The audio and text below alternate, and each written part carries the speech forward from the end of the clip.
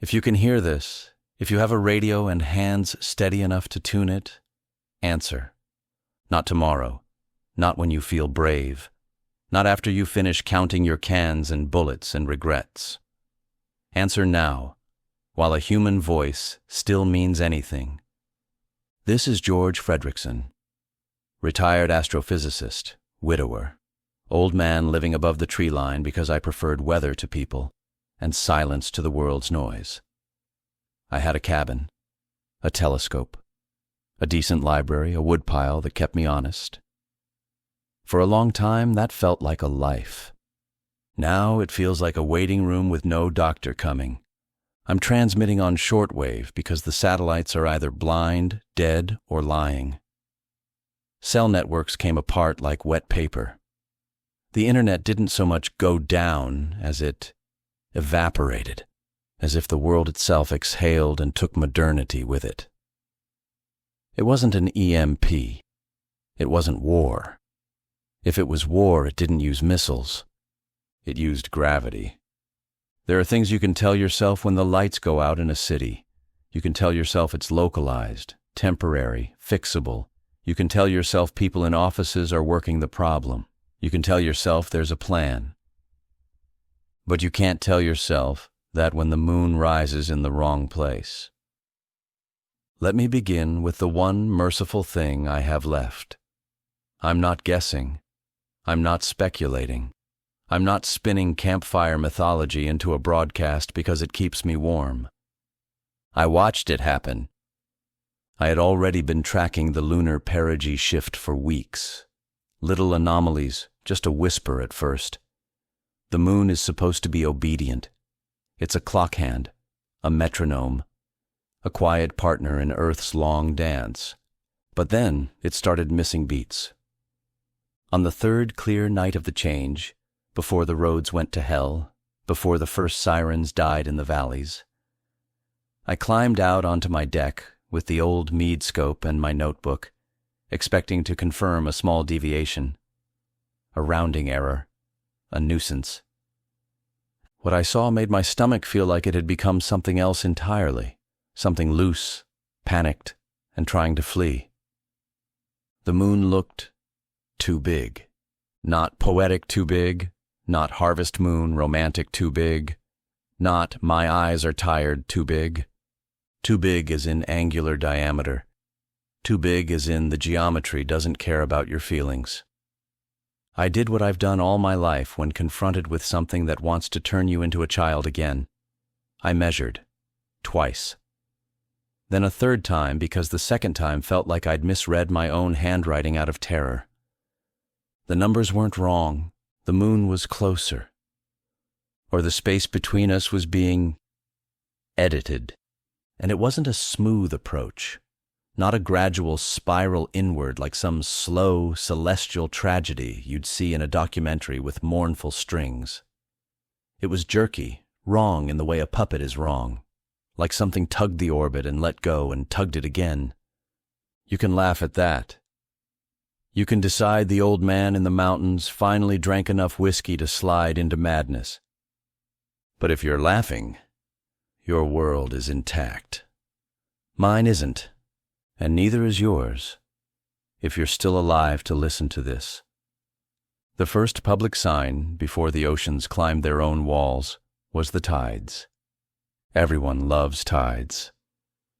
Until the day they don't behave like tides anymore. Fishing towns on both coasts reported the water pulling back too far, too fast, exposing seabed and wrecks and drowned secrets that had been hidden for centuries. People walked out on mud and rock like fools at a carnival. Cameras flashed, drones buzzed. There were jokes. There were live streams. And then the ocean returned like a fist. It didn't arrive as a wave. It arrived as a decision. In the footage that briefly survived the networks, you can see boats lifted and turned like toys in a bathtub. You can see docks folding, piling, snapping, the clean geometry of human construction erased in seconds. You can see a man on a rooftop, still holding his phone up, still trying to narrate his own death, because that's what we've trained ourselves to do. Document, broadcast, perform. The sea climbed inland, not miles, tens of miles in some regions, and then, as if the moon had changed its mind, the water pulled away again, dragging houses and cars and screaming people with it. Tide as a pendulum, earth as the bell. If you are inland and you think you're safe, listen carefully. The coast was only the first page. The second page was the crust.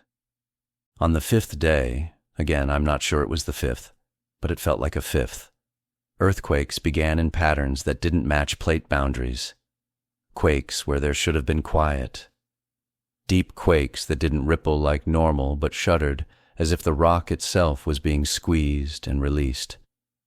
Then the mountains started to speak. I live among peaks that have existed longer than the idea of me. I've always respected them. A mountain doesn't need your permission to be.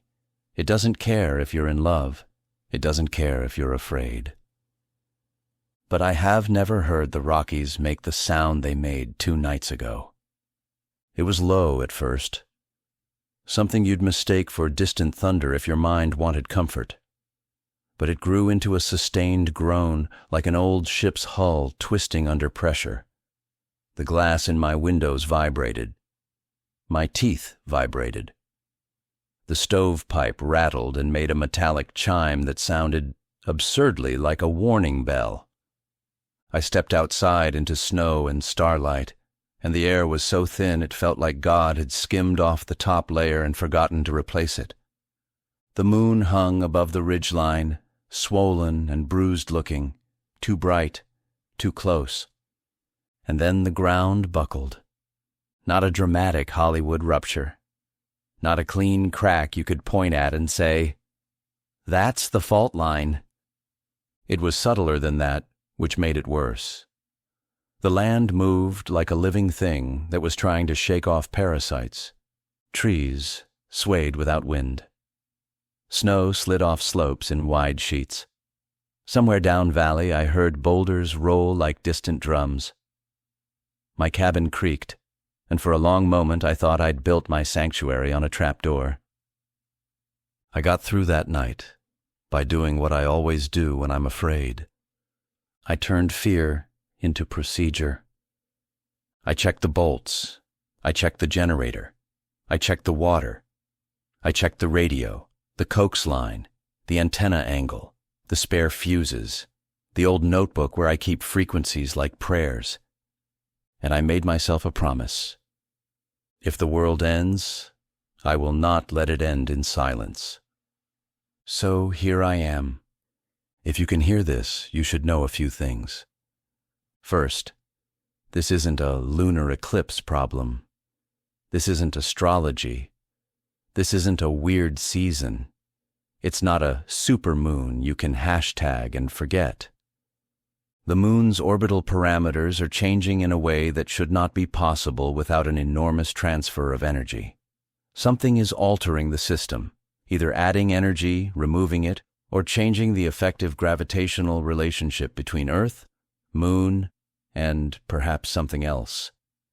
I know how that sounds. Something else. Like I'm trying to sell you a conspiracy with a radio voice. I don't have the luxury of neat explanations anymore. I have observations and consequences. Second, don't trust the skies. The moon isn't the only thing that looks wrong. Stars shimmer strangely, not like atmospheric seeing, but like the very background is unstable. That could be my nerves. It could be dust and aerosols from distant eruptions, or it could be something far worse. Third, if you are near water, leave. If you're in a city, leave. If you're in a valley with a river that can rise, leave. Go high. Go stable. Go somewhere that doesn't depend on a grid that's already rotting. And fourth, this is the one that hurts to say, people are going to become the second disaster. I haven't seen them up here yet, but I've heard enough on the radio in the last 24 hours to understand what's happening down below. The world has a thin skin. Civilization is paint on wood. When the wood catches fire, you don't argue about the color. There have been voices on scattered frequencies, broken fragments, clipped and frantic. Anyone in? Water came in twice. Bridge is gone. They're taking? Please, please. And then static. And then nothing. And the nothing is always worse because your mind fills it with images it can't unsee. I'm going to keep broadcasting every night as long as I can power the rig and keep my hands from shaking too much to tune. If you're out there, give me a call sign. Tell me your frequency, your location if you can, your condition. If you're alone, say so. If you have others with you, say so. If you need medical supplies, say so. If you have food, say so. If you have a plan, say so. If you don't have a plan, then for now your plan is this. Stay alive until the next broadcast. I can't promise you rescue. I can't promise you safety. I can't promise you anything except one small act of defiance. A human voice, reaching into the dark, refusing to admit the dark has already won.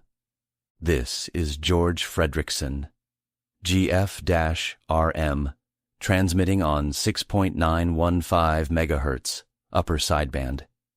If you can hear me, answer. And if you're still listening, one more thing. Because my old instincts won't let me leave it unsaid. When the moon rose tonight, it wasn't just in the wrong place. It rose too early. Which means the orbit isn't merely shifting. It's accelerating.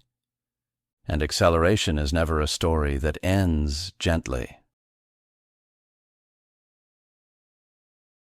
This is George Fredrickson, continuing transmission.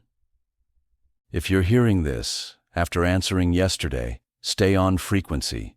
If you're hearing this for the first time, don't touch that dial like it owes you money. Signals are thin tonight, stretched like everything else. I'm still here. That fact alone feels like a statistical anomaly. The night after my last broadcast was restless. Not violent. Not cinematic. Just wrong in small, insistent ways. The kind of wrong that presses on your ribs and whispers that the universe has revised its rules without notifying you. I slept in short, shallow segments, 20 minutes here, maybe 30 there, waking each time because something in my body insisted I was falling. Not off the bed, not off the mountain, off the planet. Each time I woke, the moon was still there through the frost-laced window, pale and bloated and patient, like a thing that knew it would outlast my objections. I want to use this broadcast to do something I avoided yesterday. I want to explain the math. Not because math will save you. It won't. But because understanding the shape of the blade sometimes makes it easier to accept the cut. Before I retired, I spent decades teaching orbital mechanics to students who thought gravity was boring because it was predictable. Gravity was the dependable one. The law-abiding citizen of forces. The thing that made the universe feel like a place you could learn, not fear. The Earth-Moon system is one of the cleanest examples we have. Two bodies locked in a long, elegant exchange of momentum. The moon drifts away from us at about 3.8 centimeters per year, slow, polite, almost apologetic. We give it angular momentum through tidal friction. It gives us stability, seasons, a gentle wobble instead of chaos. That was the deal. Deals, it turns out, can be broken. 3 weeks ago, maybe more, maybe less, time has become an unreliable narrator. I started noticing deviations in lunar laser ranging data. That's the technique where we bounce lasers off retroreflectors left on the moon decades ago. You measure the return time. You calculate distance to absurd precision. Millimeters. The data didn't agree with itself. Not random noise, not instrument error, patterns. Small, repeating discrepancies that formed a curve where there should have been a straight line. A curve that said the moon wasn't just drifting, it was oscillating, moving closer, then slightly farther, then closer again. That alone would have been unsettling. But then came the second derivative, acceleration. The moon wasn't merely changing its distance, it was changing how fast it changed its distance. That's the point where your pencil stops moving and your mind starts doing something else entirely, something primal and unpleasant. Acceleration without an obvious external force means one of two things. Either we misunderstood the system, or the system has changed. I tried every comforting explanation first. Undetected mass redistribution inside the Earth. Measurement artifacts. Solar radiation pressure fluctuations. Even relativistic effects pushed far beyond reasonable bounds. Nothing closed the equations. Then the tides spiked, not just higher tides, faster ones. The ocean didn't behave like water responding to gravity. It behaved like water responding to command. Surges arrived early. Peaks came sharp instead of smooth. In some places, low tide didn't arrive at all, just a restless sloshing that never settled. I listened to marine bands that night, fishermen arguing with their instruments, harbor masters shouting orders that didn't matter, automated buoys transmitting numbers that looked like typos until you realized the typo was the ocean itself. And beneath all of it, buried in the noise, a quiet, horrifying consistency. The moon's pull was strengthening. Not linearly, exponentially. I want you to understand something very clearly, especially if you're not scientifically inclined. There is no safe amount of exponential change in gravity. None. Even small increases compound into disasters. Tides become walls. Stresses build in rock that evolved to tolerate slow pressure, not rhythmic hammering. Fluids, water, magma, even the mantle itself, begin to slosh in ways they never have before. The Earth is not rigid. It's a layered, patient thing, and patience can be exhausted. Last night, just before dawn, I felt something I've never felt in all my years on this mountain, a tidal tug inside my own body. That sounds dramatic. I wish it were. I stood up from the desk to refill my coffee, and for a split second my balance shifted. Not sideways, not forward or back, but subtly upward, as if something had reached through my skeleton and given it a polite experimental pull. It passed. Quickly.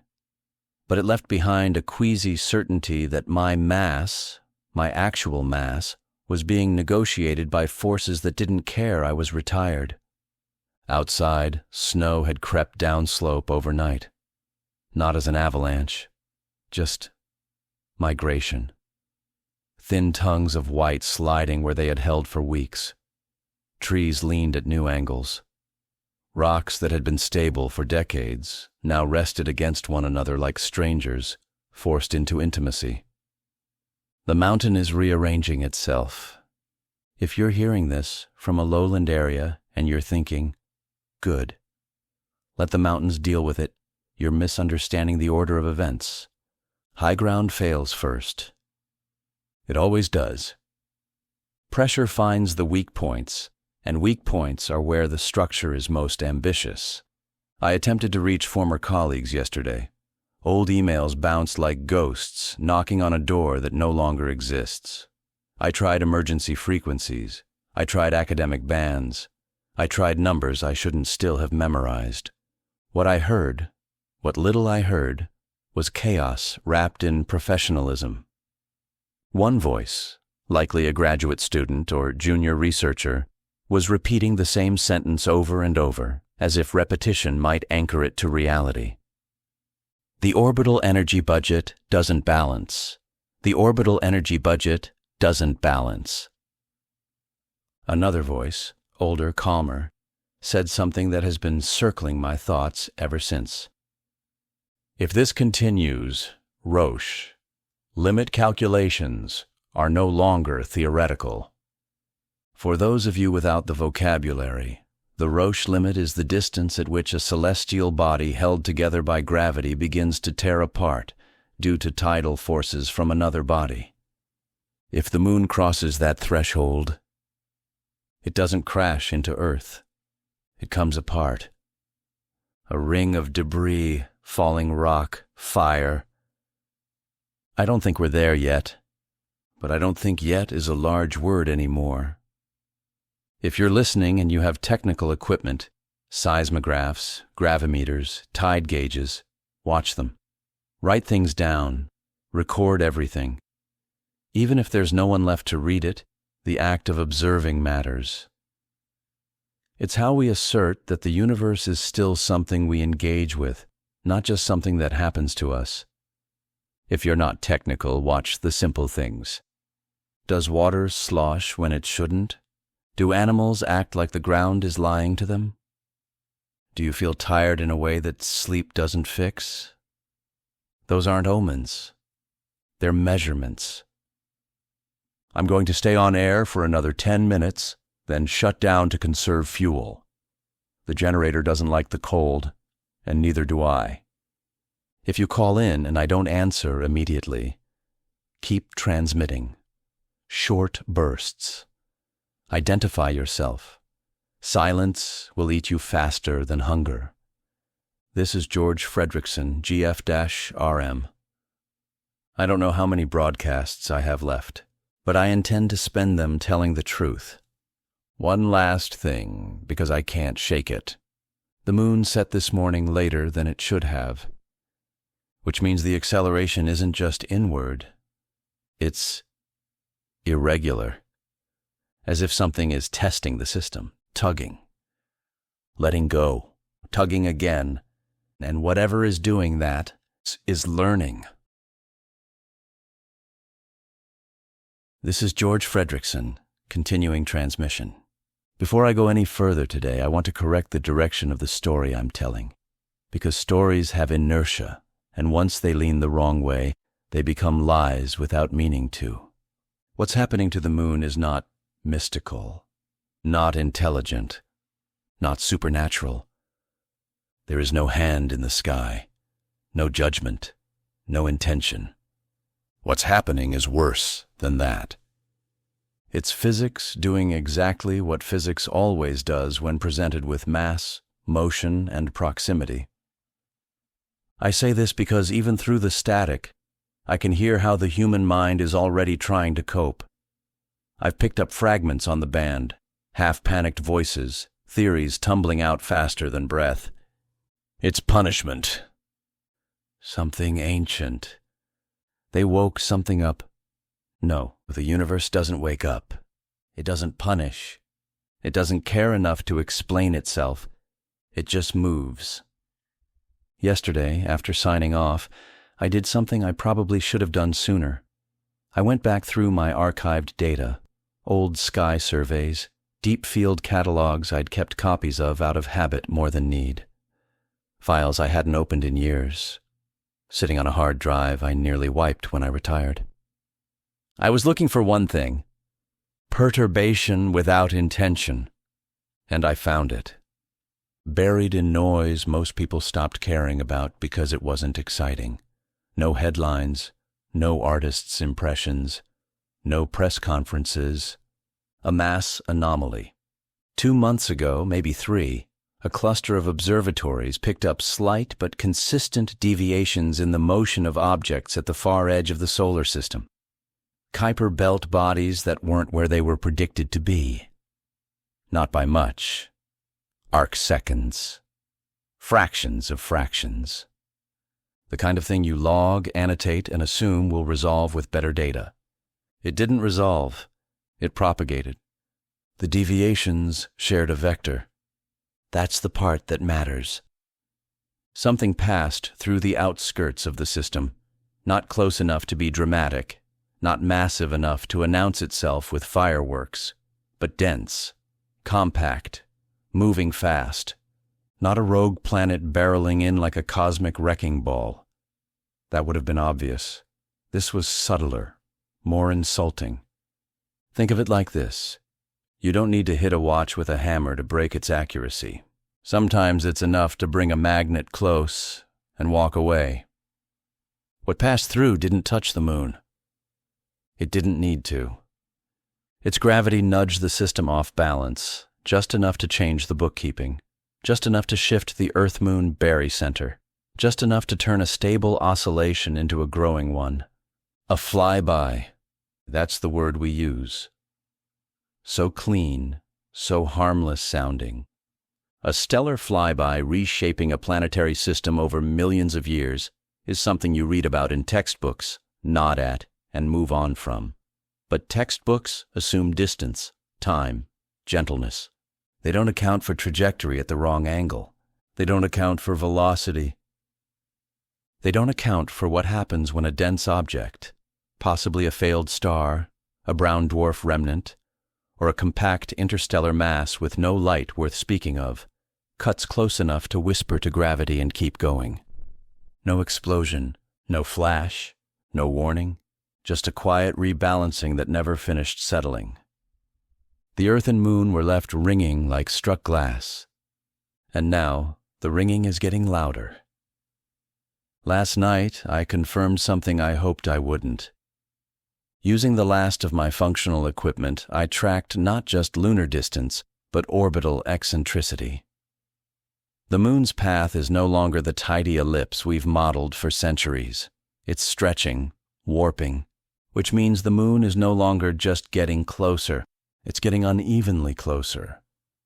That explains the jerks, the timing irregularities, the tides that arrive early or refuse to leave, the ground that can't decide whether to relax or clench. This is not collapse. This is resonance. When systems resonate, energy builds, not smoothly, not politely, and it stacks. And stacked energy has to go somewhere. Outside, the day looks almost normal. That's the cruelest part. Sunlight on snow, blue sky stretched clean and indifferent. A raven landed on the antenna mast this morning and tilted its head at me like I was the strange thing. But the air feels heavier than it should. Not pressure. Expectation. The kind you feel before something breaks.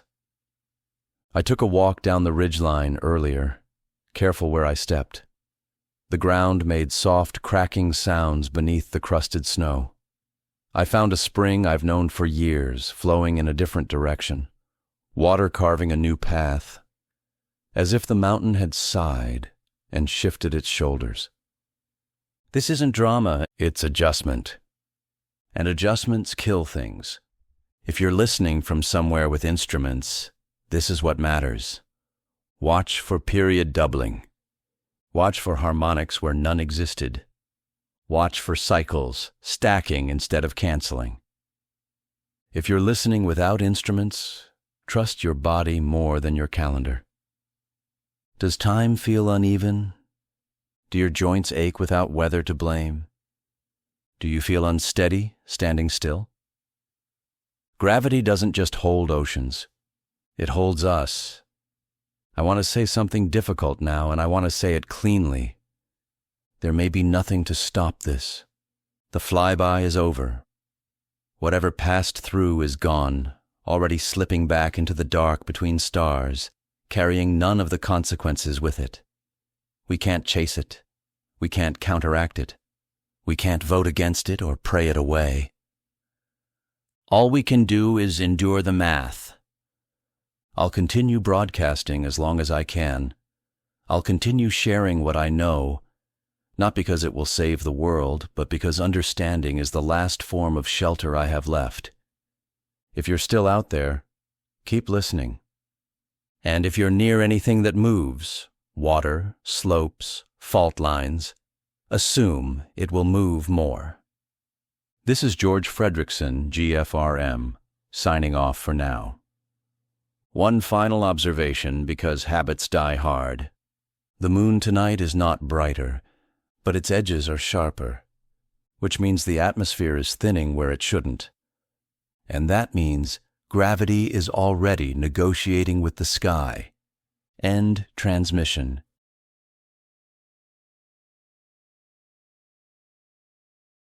This is George Fredrickson, continuing transmission. If you're listening tonight, you're not alone. I know that for certain now. Because today, for the first time since this began, the radio talked back. Not in fragments, not in dying syllables, not in screams swallowed by static, in voices. Human voices carrying exhaustion, fear, stubbornness, and something that sounded dangerously like hope. I didn't expect that. After the last few days, I'd started to believe I was broadcasting into a graveyard. I woke this morning to silence so complete it felt artificial. No wind, no birds, no distant highway noise drifting up from the valleys. Just the faint hum of the generator and my own breathing, too loud in my ears. The mountains were holding their breath. I made coffee. I checked the fuel. I checked the antenna tension. I tightened bolts that didn't need tightening because my hands needed something to do. Then I turned on the rig. At first, nothing. Just static, soft, endless, indifferent. I began my usual transmission anyway. Old habits are stronger than despair. This is George Fredrickson, GFRM, broadcasting from the Rockies. I had barely finished the sentence when the noise shifted. A carrier tone cut through. Then a voice. Repeat. This is Station Pine Ridge. Anyone hearing? I froze. My hand hovered over the desk like I'd been caught stealing from the universe. Pine Ridge, this is GF-RM, I said. You're coming in weak but readable. Identify location. There was a pause, long enough for my heart to climb into my throat. Then, Southern Alberta, outside what used to be Lethbridge. We've got maybe 60 people, no grid, no fuel deliveries. River flooded twice. Town center's gone. 60. That was more than I'd expected anywhere. Before I could respond, another voice broke in. This is North Shore Relay, near Prince Rupert. If anyone's coordinating, we're running medical out of a high school gym. Tides destroyed the hospital. Another. Then another. Winnipeg suburbs. Kelowna Hills. Northern Montana. Within minutes, the band was alive. Crackling, overlapping, chaotic, but alive. I spent the next 3 hours doing something I hadn't done in decades. Moderating, directing traffic, assigning frequencies, asking people to wait their turn, writing call signs and locations in frantic columns. The desk disappeared under ink, and through it all a picture emerged. Not of organized survival, of fracture. Cities are mostly gone as functioning entities, not wiped out. Broken. Power grids failed first, then water treatment, then food distribution, then trust. People didn't riot right away. They tried to cooperate. For about 48 hours. Then the shelves emptied. Then the rumors started. Then the roads jammed. Then the guns came out. In Calgary, according to one voice, entire districts went dark and never came back. Fires burned unchecked because there was no water pressure. Emergency crews stopped responding because they couldn't reach anyone safely. Vancouver's lower districts flooded repeatedly. Each surge stripped away more infrastructure. Bridges closed, ferries vanished, Neighborhoods became islands. In rural areas, things lasted longer. They always do, until they don't. Farmers reported soil shifting under equipment, wells going brackish, animals refusing to drink, cows breaking fences and running until they collapsed. One man from Saskatchewan said, very calmly, "We buried 6 people yesterday. None of them were sick." No one asked how they died. We already knew. Later in the afternoon, I spoke to a woman named Mara. She was operating out of an abandoned ranger station somewhere near Jasper. Her signal was weak, but her voice was clear. "We've got 23, she said, "mostly families, some elderly. We lost 3 on the road getting here. Landslide took the truck." I asked what they needed. She laughed. Not because it was funny, because it wasn't. "Everything," she said. "Food, fuel, antibiotics, insulin, blankets, batteries, filters, seeds, ammunition, radios, civilization in itemized form, and no way to deliver it. What's happening now is what always happens when complex systems fail. They don't collapse evenly. They unravel. Some places are still pretending it's temporary. They hold meetings. They make schedules. They print notices no one reads. Other places have gone feral. I heard a transmission from near Spokane that cut off mid-sentence when shouting started in the background. Another from eastern Oregon ended with a single gunshot and then open mic silence. No commentary, no explanation, just absence. Tonight, for the first time, I heard people asking me questions, not about physics, about life. Should we move? Is higher ground really safer? How long do you think we have? Is anyone coordinating anything? I wanted to give them answers. I gave them honesty instead. Move if you must. Go higher if you can. Stock what you can carry. Don't trust rumors. Don't travel alone. Protect your radios like they're organs. And then, quietly, don't expect help to come. We are the help now. That sentence felt heavy in my mouth. I never wanted authority. I spent my career avoiding it. Now people were writing down my words like doctrine. That terrified me more than the moon. This afternoon I received my first direct distress call. A teenager's voice. Couldn't have been older than 16. "Sir, my parents are gone. I'm in Red Deer. The water came in and I ran. I don't know where to go." I stayed with him on the frequency for 40 minutes, walked him through finding high ground, through filtering water, through conserving batteries, through hiding his light at night. I pretended my voice wasn't shaking. When he signed off, I sat in the dark for a long time afterward, because that's when it hit me. The planet isn't killing us yet. We're killing our connections. The moon is tearing at oceans and rock, but it's fear that's tearing at society. Fear makes people hoard. Fear makes people lie. Fear makes people violent. Fear makes people abandon each other first. And once that happens, no amount of high ground saves you. Tonight, I'm changing how I broadcast.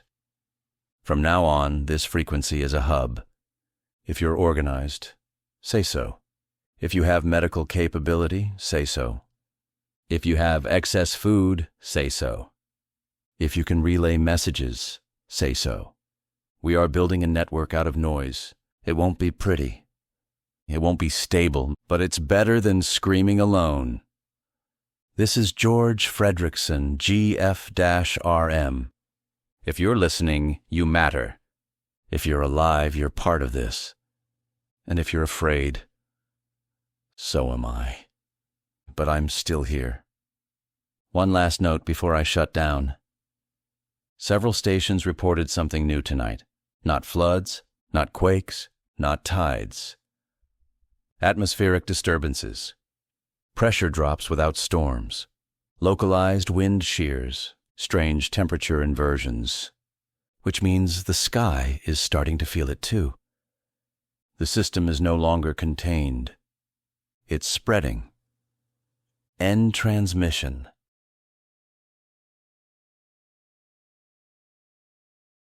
This is George Fredrickson, GF-RM.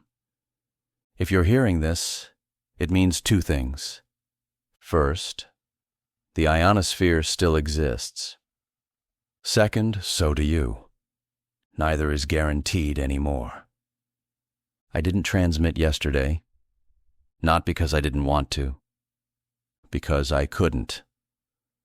At 2:14 local, if local still means anything, the mountain shifted.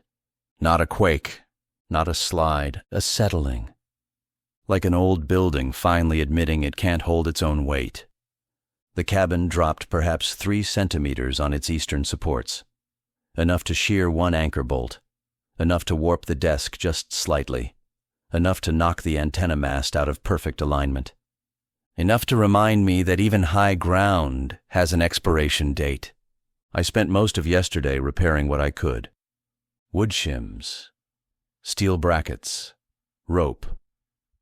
Old engineering tricks you learn when budgets are small and consequences are large.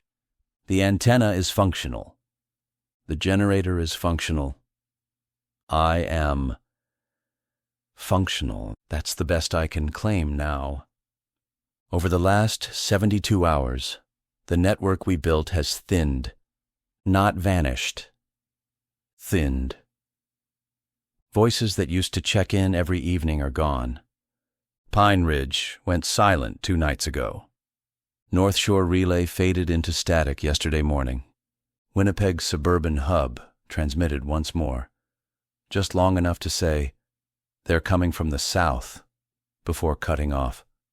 No one asked who they were. We all knew. Hunger wears many faces, but it always travels in groups. Resource conflicts have begun. Not formally, not with flags or speeches, with trucks, with barricades, with men who were accountants and teachers 3 months ago now standing in intersections with rifles they barely know how to clean. I've heard reports from Idaho, from eastern Washington, from central Alberta. Communities that tried to share until sharing became suicide. Convoys ambushed for fuel. Medical centers stripped. Warehouses burned because no one could agree who owned them. This is the stage nobody wants to admit exists, where morality becomes a luxury item. Yesterday afternoon, a man calling himself Ridgeway Actual contacted me from somewhere in southern British Columbia. He sounded calm, too calm. "We've consolidated 3 towns," he said. "We've got food, power, security. We're offering protection in exchange for loyalty." I asked what happened to those who refused. He didn't answer. That was the answer. There are more like him now, little kings of broken territories, warlords with pickup trucks. They're not monsters. That's the tragedy, they're improvisations. Desperate systems trying to pretend they're governments. Meanwhile, the planet keeps tightening its grip. 2 days ago, atmospheric pressure dropped 30 millibars in under an hour here. No storm, no front. Just absence. My ears rang, my lungs felt thin. I had to sit on the floor until it passed. Last night, the moon rose so close to the ridgeline that it looked like I could roll it between my palms. Tidal models are obsolete. Seismic forecasts are jokes.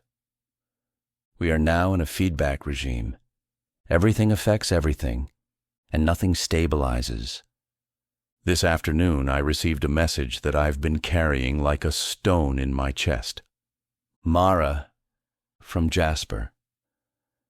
Her voice was weak. "We're down to 11, she said. Slope failed. Took the lower cabins. We're moving east tomorrow, probably last transmission." I asked if she wanted me to relay anything. She paused. Tell them we tried to do it right. Then she signed off. I haven't heard her since. If you're listening to this and you're part of an organized group, understand something. Isolation will kill you. So will dependency. The balance between them is survival. Share information, not everything. Enough. Hide when you must. Help when you can. Move when the land tells you to move. Not when rumors do. The moon's orbit continues to degrade. Based on the last measurements I can still make, we are approaching a chaotic regime where close passes will intensify. I don't know if the moon will fragment. I don't know if we'll lose the atmosphere first. I don't know if oceans will slosh themselves out of basins.